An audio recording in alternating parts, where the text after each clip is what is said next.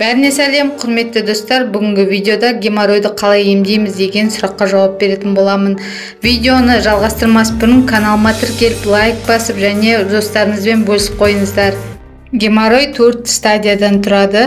Бірінші стадиясында геморрой көбіне свечимен тез кетіп қалады. Ал екінші, үшінші, төртінші стадияларында геморрой ұзақ кетеді.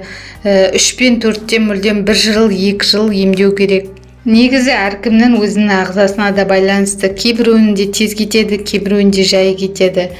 Геморройды емдеуге арнайы емдік шөп бар, алтай шөптері.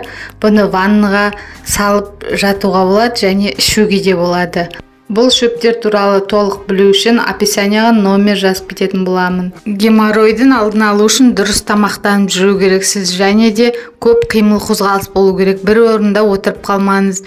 Салауатты өмір салтын ұстанып жүріңіз. Сол кезде сізде геморрой болмайды. Ал егер сізде геморрой болса, онда да сіз дұрыс тамақтанып, яғни ішіңізді қатырмауға тырысыңыз. Айран, жеміс-жидек, көкөніс, сондай тамақтар ішіп жүріңіз. Ұннан жасалатын тамақтарды аз жеп жүріңіз, немесе жемеңіз. Бірден бір жақсы емі ол йога. Йога жасау, күнде қалдырмай йоганы жасап тұру керек.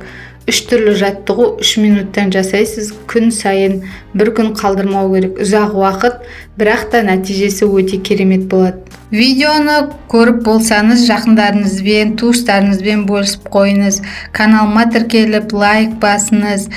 Алдын ала рахмет достар. Мен видеоны комментариядан біртіндеп шығарып отырамын. Сау болыңыздар.